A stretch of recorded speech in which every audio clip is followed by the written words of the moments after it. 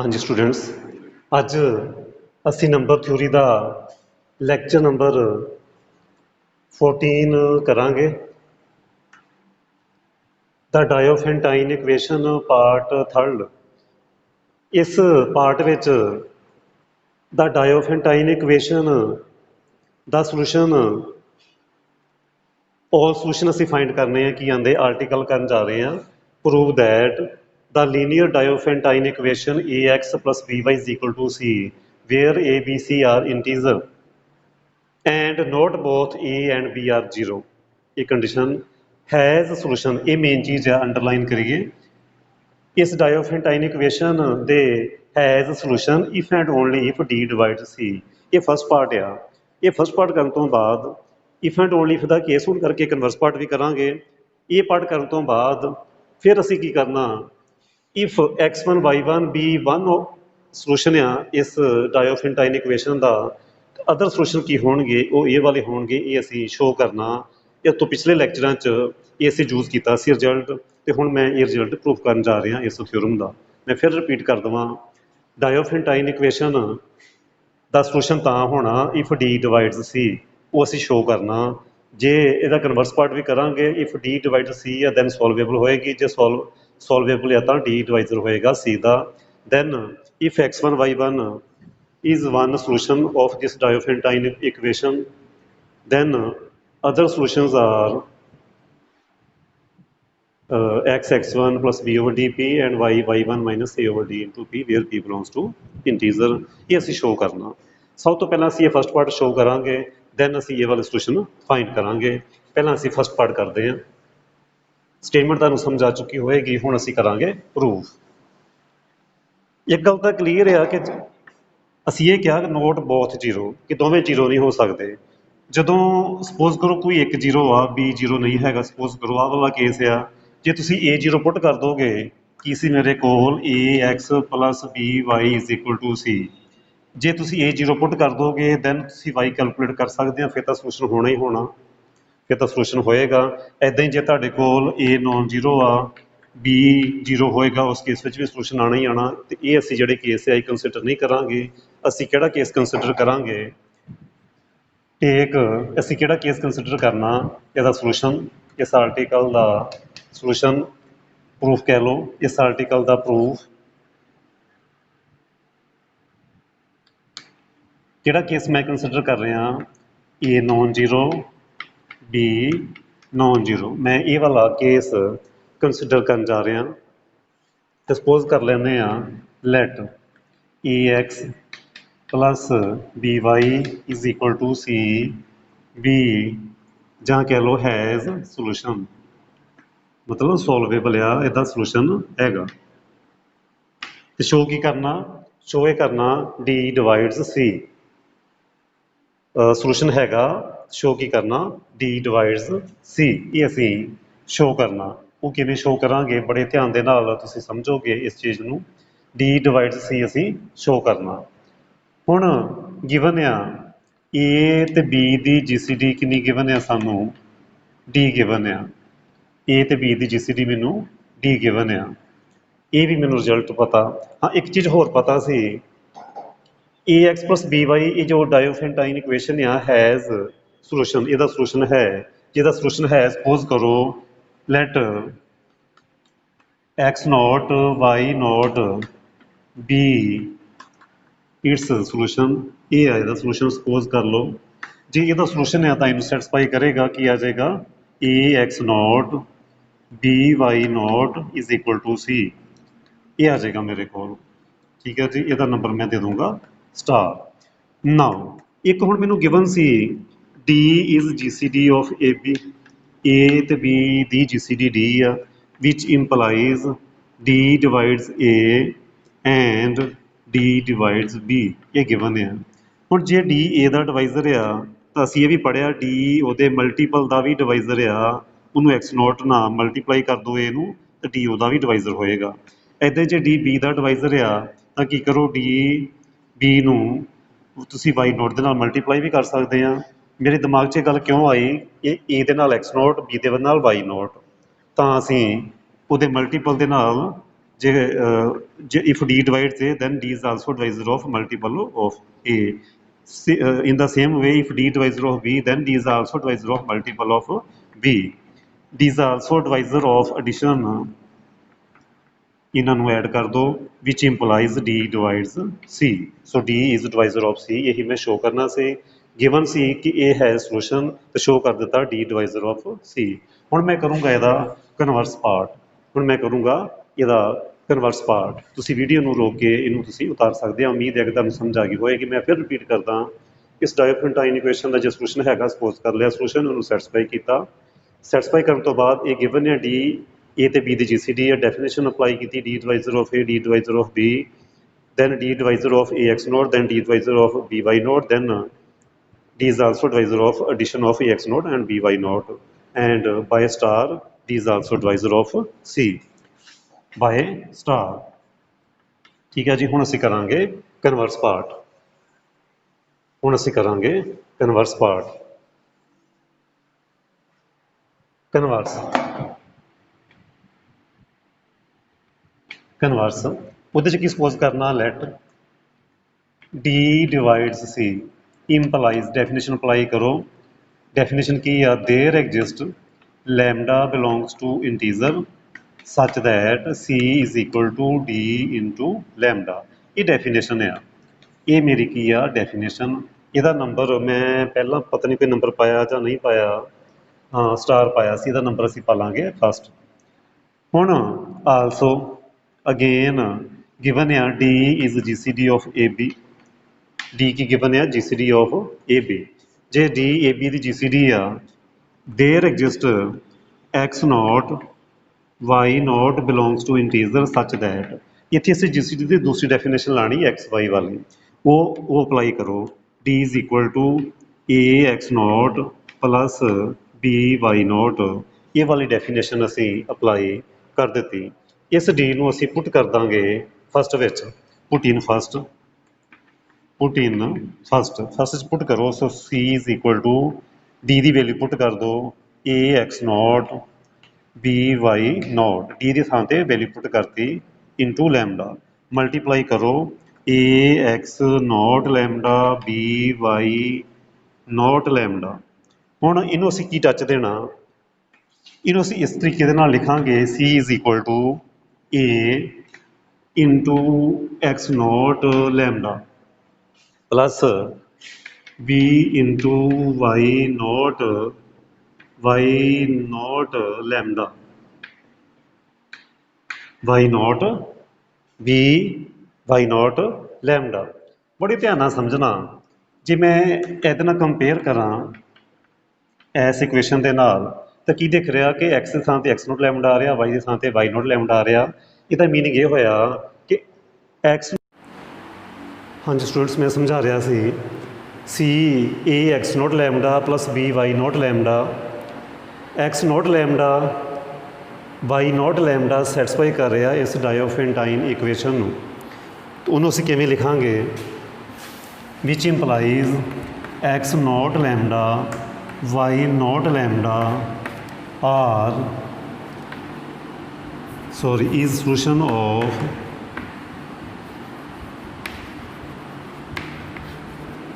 the diophantyne equation AX, X ਥਾਂ 'ਤੇ X naught lambda ਆ ਰਿਹਾ, Y ਦੀ ਥਾਂ 'ਤੇ Y naught lambda ਆ ਰਿਹਾ, AX BY is equal to C, which implies AX BY is equal to C has solution, ਇਹ ਅਸੀਂ ਸ਼ੋ ਕਰ ਦਿੱਤਾ ਇਸ ਪਾਰਟ ਦੇ ਵਿੱਚ, ਸ਼ੋ ਕਰ ਦਿੱਤਾ। ਹੁਣ ਕੀ ਸ਼ੋ ਕੀਤਾ ਅਸੀਂ ਓਵਰਆਲ ਸੀ ਇਹ hence AX plus BY is equal to C has solution if and only if D divides C। ਇਹ ਅਸੀਂ ਸ਼ੋ ਕਰ ਦਿੱਤਾ ਇਸ ਕੇਸ ਦੇ ਵਿੱਚ। ਹੁਣ ਅਸੀਂ ਸੈਕਿੰਡ ਪਾਰਟ ਕਰਾਂਗੇ, ਜੋ ਮੈਂ ਸਟੇਟਮੈਂਟ ਲਿਖੀ ਸੀ ਨਾ ਪਹਿਲਾਂ, ਉਹਦਾ ਸੈਕਿੰਡ ਪਾਰਟ ਕਰਾਂਗੇ ਕਿ ਇਫ X1 Y1 ਸੋਲੂਸ਼ਨ ਆ, ਵਨ ਸੋਲੂਸ਼ਨ ਆ ਇਸ ਡਾਇਓਫੈਂਟਾਈਨ ਇਕੁਏਸ਼ਨ ਦਾ, ਤੇ ਅਦਰ ਸੋਲੂਸ਼ਨ ਕੀ ਆਉਣਗੇ ਉਹ ਹੁਣ ਅਸੀਂ ਫਾਈਂਡ ਕਰਾਂਗੇ। ਉਹ ਦੇਖੋ ਕਿਵੇਂ ਕਰਨੇ ਆ।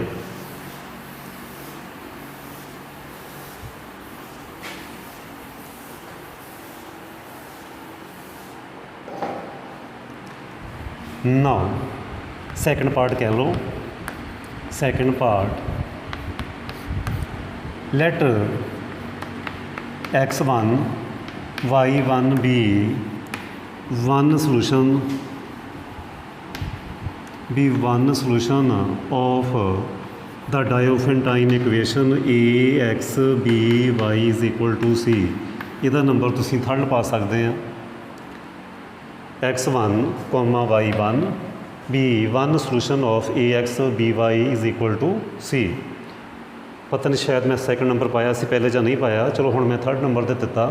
ax by c ਦਾ ਵਨ ਸੋਲੂਸ਼ਨ ਆ x1 y1, ਸੋ ਇਹਨੂੰ ਸੈਟਿਸਫਾਈ ਕਰੇਗਾ। Implies ax1 plus by1 is equal to c। ਇਹਦਾ ਨੰਬਰ ਤੁਸੀਂ ਦੇ ਸਕਦੇ ਆ ਫੋਰਥ। ਹੁਣ ਜੇ ਅਸੀਂ ਇਹਨਾਂ ਨੂੰ ਸਬਟਰੈਕਟ ਕਰ ਦਈਏ, ਜੇ ਸਬਟਰੈਕਟ ਕਰੀਏ ਤੁਸੀਂ ਇਕੁਏਸ਼ਨ ਨੰਬਰ ਥਰਡ 'ਚੋਂ ਜੇ ਫੋਰਥ ਮਾਈਨਸ ਕਰਦੇ ਆ ਤਾਂ ਕੀ ਇੰਪਲਾਈ ਮਿਲਦਾ ax minus ax1 plus by minus by1 is equal to 0। a common which implies a common x minus x1 plus b common y minus y1 is equal to 0, which further implies a x minus x1 is equal to minus b y1 minus y। ਹੁਣ ਇੱਕ ਚੀਜ਼ ਬੜੇ ਧਿਆਨ ਨਾਲ ਸਮਝਣੀ ਆ, ਮੈਂ side 'ਤੇ ਸਮਝਾਉਣ ਦੀ ਕੋਸ਼ਿਸ਼ ਕਰਦਾ। D is GCD of AB which implies D divisor of A and D divisor of B। D same divisor ਆ, A ਤੇ B ਦਾ common divisor ਕਹਿ ਲਓ, greatest common divisor ਆ। there ਮੈਂ ਡੈਫੀਨੇਸ਼ਨ ਅਪਲਾਈ ਕਰੂੰਗਾ, there exist λ1 belongs to integer implies a is equal to d λ1। ਇੱਦਾਂ ਹੀ ਦੂਸਰੀ side 'ਤੇ there exist λ2 belongs to integer such that b is equal to d λ2, b is equal to d λ2।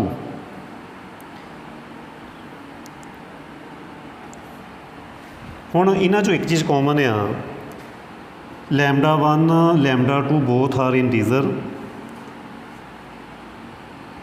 such that ਇੱਕ ਚੀਜ਼ ਇਹ ਵੀ ਨਾਲ mention ਜ਼ਰੂਰ ਕਰੋ, λ1 λ2 GCD 1 ਹੋਏਗੀ। ਇਹ λ1 λ2 ਇੱਦਾਂ ਚੂਜ਼ ਕਰਨੇ ਆ, λ1 λ2 ਇੰਟੀਜ਼ਰ ਇੱਦਾਂ ਲੈਣੇ ਆ ਕਿਉਂਕਿ ਇਹਨਾਂ ਦਾ ਕਾਮਨ ਡਿਵਾਈਜ਼ਰ D ਆ, ਉਹਨਾਂ ਦੀ GCD 1 ਹੋਣੀ ਚਾਹੀਦੀ ਹੈ। λ1 λ2 ਦੀ GCD ਫਰਦਰ 1 ਹੋਣੀ ਚਾਹੀਦੀ ਹੈ।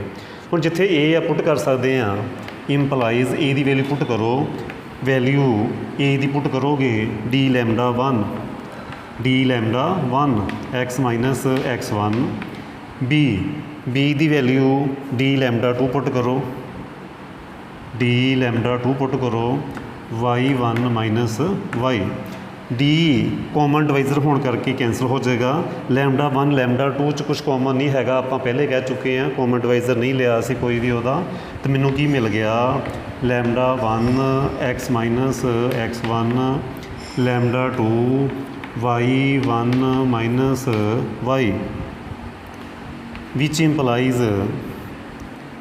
implies by definition of divisibility λ2 divide λ1 x minus x1। by definition of divisibility λ2 is factor of λ1 x minus x1। ਉਮੀਦ ਕਰਦਾ ਕਿ ਤੁਸੀਂ ਇਹ ਉਤਾਰ ਲਿਆ ਹੋਏਗਾ ਅਤੇ ਸਮਝ ਵੀ ਆ ਗਿਆ ਹੋਏਗਾ। ਮੈਂ ਇੱਕ ਵਾਰੀ ਫਿਰ ਰਿਪੀਟ ਕਰ ਦੇਵਾਂ, ਸੈਕਿੰਡ ਪਾਰਟ ਕਰਾਉਣਾ ਪਿਆ ਮੈਂ, ਜਿਹਦੇ 'ਚ ਅਸੀਂ ਇਹ ਸ਼ੋਅ ਕਰਨਾ ਕਿ if x1 y1 be one solution of this Diophantine equation then other solution ਕਿਵੇਂ ਫਾਈਂਡ ਕਰਨੇ ਆ, ਉਹ ਸਾਰਾ ਪ੍ਰੋਸੈਸ ਚੱਲਦਾ ਪਿਆ। ਜੇ x1 y1 ਸੋਲੂਸ਼ਨ ਨਾਲ ਸੈਟਿਸਫਾਈ ਕਰੇਗਾ, ਫਿਰ ਇਹਨਾਂ ਨੂੰ ਮੈਂ ਸਬਟਰੈਕਟ ਕਰ ਦਿੱਤਾ। ਸਬਟਰੈਕਟ ਕਰਨ ਤੋਂ ਬਾਅਦ ਇੱਥੋਂ A ਕਾਮਨ, ਇੱਥੋਂ B ਕਾਮਨ, ਦੈਨ ਇਹਨੂੰ ਅਸੀਂ ਦੂਸਰੀ ਸਾਈਡ 'ਤੇ ਲੈ ਕੇ ਜਾਂਦੇ ਹਾਂ, ਉਹ ਅਸੀਂ ਮਾਈਨਸ ਨੂੰ ਐਡਜਸਟ ਕਰ ਦਿੱਤਾ। ਦੈਨ A ਅਤੇ B ਦਾ ਕੁਛ ਕਾਮਨ ਡਿਵਾਈਜ਼ਰ ਆ, ਉਹ ਕਾਮਨ ਡਿਵਾਈਜ਼ਰ ਅਸੀਂ ਕੈਂਸਲ ਕਰਾਂਗੇ, ਜੋ ਵੀ ਹੋਏਗਾ D ਕਾਮਨ ਡਿਵਾਈਜ਼ਰ ਆ। ਹਾਈਐਸਟ ਕਾਮਨ ਡਿਵਾਈਜ਼ਰ ਆ ਉਹਦੀ ਅਸੀਂ ਡੈਫੀਨੇਸ਼ਨ ਅਪਲਾਈ ਕੀਤੀ। There exist lambda 1 belongs to integer a is equal to d lambda. Divisibility ਦੀ ਡੈਫੀਨੇਸ਼ਨ, ਇੱਥੇ ਵੀ ਡਿਵਿਜ਼ੀਬਿਲਟੀ ਦੀ ਡੈਫੀਨੇਸ਼ਨ, ਇੱਧਰ ਲੈਮਡਾ 1 ਲੈਮਡਾ 2 ਇੰਟੀਜ਼ਰ ਲਿਆ, ਇਹਨਾਂ ਦੀ GCD 1 ਹੋਣੀ ਚਾਹੀਦੀ ਆ। ਉਹ ਅਸੀਂ ਵੈਲਿਊ ਪੁੱਟ ਕੀਤੀ ਜਦੋਂ a ਦੀ ਅਤੇ b ਦੀ, ਇੱਥੋਂ ਦੇਖ ਕੇ ਉਹਦੇ ਚੋਂ d ਕੈਂਸਲ ਹੋ ਜਾਂਦਾ, ਲੈਮਡਾ 1 ਲੈਮਡਾ 2 ਲੈਫਟ ਹੋ ਜਾਂਦੇ ਸਾਡੇ ਕੋਲ, ਸੋਰੀ d ਕੈਂਸਲ ਹੋ ਜਾਂਦੇ ਆ। Lambda 1 into x minus x1 lambda 2 y1 minus y ਮਿਲਿਆ। ਉਸ ਤੋਂ ਬਾਅਦ lambda 2 divisor of lambda 1 x minus x1, ਇਹ ਵੀ ਡਿਵਿਜ਼ੀਬਿਲਟੀ ਦੀ ਡੈਫੀਨੇਸ਼ਨ ਆ। ਹੁਣ ਅਸੀਂ ਫਰਦਰ ਅੱਗੇ ਸੋਲਵ ਕਰਦੇ ਹਾਂ, ਇਹਨੂੰ ਕੀ ਮਿਲਦਾ ਫਰਦਰ ਸੋਲਵ ਕਰੀਏ। ਹੁਣ ਲੈਮਡਾ 1 ਅਤੇ ਲੈਮਡਾ 2 ਅਸੀਂ ਇੱਥੇ ਲਿਖਿਆ ਸੀ ਸਾਈਡ ਤੇ, ਇਹਨਾਂ ਦੀ GCD 1 ਆ। ਜਿਹਦੀ GCD 1 ਆ ਤਾਂ ਲੈਮਡਾ 1 ਨੂੰ ਅਸੀਂ ਸਕਿਪ ਕਰ ਸਕਦੇ ਹਾਂ। ਸੋ ਅਸੀਂ ਲਿਖ ਸਕਦੇ ਹਾਂ ਲੈਮਡਾ 2 ਡਿਵਾਈਡਸ x ਮਾਈਨਸ x1। ਕਿਉਂ ਕੀਤਾ ਇੱਦਾਂ? ਬਿਕੋਜ਼ ਕੀ ਸੀ ਇਹਦੇ ਵਿੱਚ ਲੈਮਡਾ 1 ਅਤੇ ਲੈਮਡਾ 2 ਦੀ GCD ਕੀ ਸੀ? 1। ਤੁਸੀਂ ਕਹੋਗੇ ਸਰ ਫਿਰ ਉਹ ਇਹ ਇੱਕ ਰਿਜ਼ਲਟ ਸੀ ਕਿ A divide BC and AC the GCD 1 employees A ਡਿਵਾਈਡਸ B। ਇੱਦਾਂ ਅਸੀਂ ਇੱਕ ਰਿਜ਼ਲਟ ਪੜ੍ਹਿਆ ਸੀ, ਉਹ ਅਸੀਂ ਅਪਲਾਈ ਕੀਤਾ। ਹੁਣ ਫਰਦਰ ਫਿਰ ਅਗੇਨ ਡਿਵਿਜ਼ੀਬਿਲਟੀ ਦੀ ਡੈਫੀਨੇਸ਼ਨ ਲਗਾਓ। There exist integer p such that x minus x1 lambda 2 into p, so x is equal to x1 plus lambda 2 into p। ਹੁਣ ਲੈਮਡਾ 2 ਕਿੰਨਾ? ਹੁਣ ਤੁਸੀਂ ਕਹੋਗੇ ਸਰ ਲੈਮਡਾ 2 ਕਿੰਨਾ? ਉਹ ਮੈਂ ਰਫ ਕਰ ਚੁੱਕਿਆ। ਉਹ ਕਿੰਨਾ ਸੀਗਾ? ਉਹ ਮੈਂ ਦੁਬਾਰਾ ਦੱਸਦਾ ਤੁਹਾਨੂੰ ਕਿ ਲੈਮਡਾ 2 ਕਿੰਨਾ ਸੀ ਸਾਡੇ ਕੋਲ। ਇੱਦਾਂ ਸੀ d ਡਿਵਾਈਡਸ a d ਡਿਵਾਈਡਸ b, ਫਿਰ ਅਸੀਂ ਲਿਖਿਆ ਸੀ a is equal to d lambda 1, ਇੱਕ ਲਿਖਿਆ ਸੀ b d ਲੈਮਡਾ 2। ਇਸ ਤਰੀਕੇ ਲਿਖਿਆ ਸੀ ਅਸੀਂ ਸਾਈਡ 'ਤੇ, ਉਹ ਤੁਸੀਂ ਉਤਾਰ ਲਿਆ ਹੋਏਗਾ। ਉੱਥੋਂ ਤੁਸੀਂ ਹੁਣ ਲੈਮਡਾ 1 ਕੈਲਕੂਲੇਟ ਕਰਨਾ। ਲੈਮਡਾ 1 ਦੀ ਵੈਲਿਊ ਮਿਲ ਗਈ a ਓਵਰ d। ਇੱਦਾਂ ਤੁਸੀਂ ਵੈਲਿਊ ਫਾਈਂਡ ਕਰਨੀ ਆ ਲੈਮਡਾ 2 ਦੀ। ਲੈਮਡਾ 2 ਦੀ ਵੈਲਿਊ ਆ ਜਾਣੀ ਆ b ਓਵਰ d।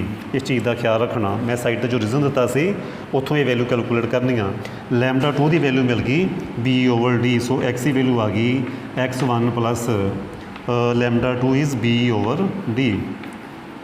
ਇਹ ਮਿਲ ਗਈ ਸਾਨੂੰ p ਦੀ ਵੈਲਿਊ। ਹੁਣ ਇਨ ਦਾ ਸੇਮ ਵੇ ਫਿਰ ਅਸੀਂ ਇਸ ਸਟੈਪ 'ਤੇ ਵਾਪਸ ਆਉਣਾ। ਜਿਹੜੇ ਸਟੈਪ 'ਤੇ ਵਾਪਸ ਆਉਣਾ, ਇਸ ਸਟੈਪ 'ਤੇ ਫਿਰ ਵਾਪਸ ਆਉਣਾ ਦੁਬਾਰਾ। ਇਹਦਾ ਇਕੁਏਸ਼ਨ ਨੰਬਰ 5 ਪਾ ਸਕਦੇ ਹਾਂ। ਇਹ ਕੀ ਕੀਤਾ ਅਸੀਂ? ਇਕੁਏਸ਼ਨ ਨੰਬਰ 5 ਇੰਪਲਾਈ ਕੀਤਾ। ਹੁਣ ਅਸੀਂ ਫਿਰ ਇਸ 5 ਨੰਬਰ ਇਕੁਏਸ਼ਨ ਨੂੰ ਦੁਬਾਰਾ ਚੁੱਕਾਂਗੇ। ਉਮੀਦ ਆ ਕਿ ਤੁਸੀਂ ਉਤਾਰ ਲਿਆ ਹੋਏਗਾ, ਉਮੀਦ ਆ ਕਿ ਤੁਸੀਂ ਉਤਾਰ ਲਿਆ ਹੋਏਗਾ। ਮੈਂ ਫਰਦਰ ਕਰਾਂ। ਹਾਂਜੀ, ਇਸੇ ਸਟੈਪ ਨੂੰ ਫਿਰ ਦੇਖੋ। Step number 5 employees again step number 5 implies lambda 1 is also divisor of y1 minus y। ਇਹ ਮੈਂ ਡੈਫੀਨੇਸ਼ਨਾਂ ਸਾਰੀਆਂ ਫਸਟ ਚੈਪਟਰ 'ਚ ਸਮਝਾ ਚੁੱਕਿਆ। ਹੁਣ lambda 1 is also divisor of lambda 2 into y1 minus y and GCD of lambda 1 and lambda 2 is 1, so lambda 2 ਨੂੰ ਅਸੀਂ skip ਕਰ ਸਕਦੇ ਹਾਂ। Implies lambda 1 divisor of y1 minus y। ਕੀ ਸੀ ਰੀਜ਼ਨ? ਬਿਕੋਜ਼ lambda 1 lambda 2 ਦੀ GCD 1 ਆ। ਜੇ 1 ਆ ਤਾਂ ਅਸੀਂ ਸਕਿਪ ਕਰ ਸਕਦੇ ਹਾਂ। There exist again p belongs to integer such that y1 minus y is equal to p lambda 1। Lambda 1 ਦੀ ਵੈਲਿਊ ਅਸੀਂ ਪਹਿਲੇ ਕੈਲਕੂਲੇਟ ਕਰ ਚੁੱਕੇ ਹਾਂ a ਓਵਰ d। ਉਹ ਅਸੀਂ ਪੁੱਟ ਕਰਾਂਗੇ y1 ਮਾਈਨਸ p lambda 1। ਉਹ ਅਸੀਂ ਪੁੱਟ ਕਰਾਂਗੇ value. So y is equal to y1 minus lambda 1 ਦੀ ਵੈਲਿਊ ਪੁੱਟ ਕਰਾਂਗੇ। ਲੈਮਡਾ 1 ਦੀ ਵੈਲਿਊ ਸੀ a over d, a upon d into p। ਇਹ ਆ ਗਿਆ ਦੂਸਰਾ ਸੋਲੂਸ਼ਨ। ਸੋ ਅਦਰ ਸੋਲੂਸ਼ਨਸ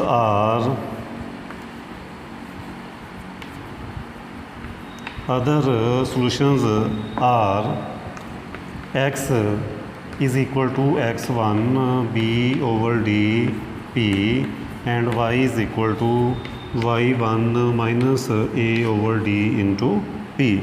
ये मेरे आगे अदर सॉल्यूशन। इसी आर्टिकल 2 ਉਹ ਅਸੀਂ ਕੰਪਲੀਟ ਕਰ ਚੁੱਕੇ ਹਾਂ। ਇੱਕ ਕੁਐਸਚਨ ਮੈਂ ਐਕਸਰਸਾਈਜ਼ ਦਾ ਇਹਦੇ ਨਾਲ ਰਿਲੇਟਡ ਉਹ ਵੀ ਕਰਵਾ ਦੇਣਾ ਨਾਲ ਹੀ। ਹੁਣ ਉਹ ਦੇਖੋ, ਇਹ ਆਰਟੀਕਲ ਵੀ ਕਵਰ ਹੋ ਗਿਆ।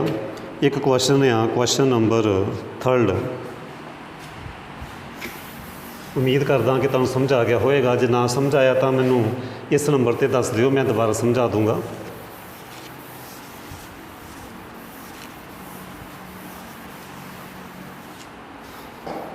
ਹਾਂਜੀ, 3rd ਕੁਐਸਚਨ ਆ ਐਕਸਰਸਾਈਜ਼ ਦਾ, ਚੈਪਟਰ 3rd ਆ। Prove that PT, prove that AX BY is equal to A plus C is solvable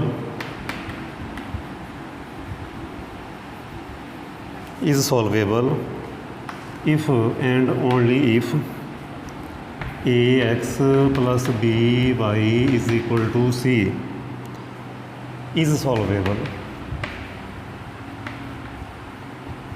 ਇਹ ਅਸੀਂ ਪ੍ਰੂਫ ਕਰਾਉਣਾ ਕਿ ਜੇ ਇਹ ਸੋਲਵੇਬਲ ਆ ਤਾਂ ਉਹ ਵੀ ਸੋਲਵੇਬਲ ਹੋਏਗਾ। ਤੇ ਹੁਣੇ ਅਸੀਂ ਥਿਓਰਮ ਕਰਕੇ ਆਏ ਹਾਂ ਕਿ ਜੇ ਸੋਲਵੇਬਲ ਹੋਏਗਾ ਨਾ, ਇਹ ਸੋਲਵੇਬਲ ਕਦੋਂ ਹੋਣਾ, ਇਹਨਾਂ ਦੀ GCD ਡਿਵਾਈਜ਼ਰ ਹੋਏਗਾ A plus C ਦਾ। ਇਹਦਾ ਪ੍ਰੂਫ, ਇਹਦਾ ਸੋਲੂਸ਼ਨ ਪਹਿਲੇ ਸਪੋਜ਼ ਕਰ ਲਓ, light AX plus BY is equal to A plus C has solution ਜਾਂ is solvable। ਤਾਂ ਕੀ ਰਿਜ਼ਲਟ ਪੜ੍ਹਿਆ ਅਸੀਂ, ਜੇ ਸੋਲਵੇਬਲ ਆ ਤਾਂ ਲੈਟ ਇੱਕ ਚੀਜ਼ ਹੋਰ ਸਪੋਜ਼ ਕਰ ਲਓ, A ਅਤੇ B ਦੀ GCD ਆ D। ਜੇ ਸੋਲਵੇਬਲ ਆ ਤਾਂ ਕੀ ਇੰਪਲਾਈ ਹੋਣਾ, D divides A plus C, D divides A plus C, D divides A plus C implies D divides A plus C। ਜੀ ਇਹ ਸੋਲਵੇਬਲ ਆ ਤਾਂ A ਅਤੇ B ਦੀ GCD ਇਹਦਾ ਡਿਵਾਈਜ਼ਰ ਹੋਏਗਾ। ਅਤੇ ਇਹ ਹੈ ਕਿ D ਹੈ ਕਿ D is GCD of A and B। D ਕੀ ਆ, A ਅਤੇ B ਦੀ GCD implies D divisor of A plus C। GCD ਦੀ ਡੈਫੀਨੇਸ਼ਨ ਅਪਲਾਈ ਕਰ ਦਿਓ, D divisor of A, D divisor of B। ਇਹ ਦੋ ਸਟੈਪ ਨੂੰ ਲੈ ਲਓ। ਇਹਨਾਂ ਤੋਂ ਕੀ ਇੰਪਲਾਈ ਹੋ ਰਿਹਾ, ਇੰਪਲਾਈ ਇਹ ਹੋ ਰਿਹਾ D divides A plus C, D divides Ki employee ਹੋ ਰਿਹਾ, D divides A plus C minus A ਕਰ ਦਿਓ which implies D divisor of C। ਇਹੀ ਮੈਂ ਸ਼ੋ ਕਰਨਾ ਸੀ ਕਿ ਮੈਨੂੰ ਮਿਲ ਗਿਆ, implies AX plus BY is equal to C is solvable।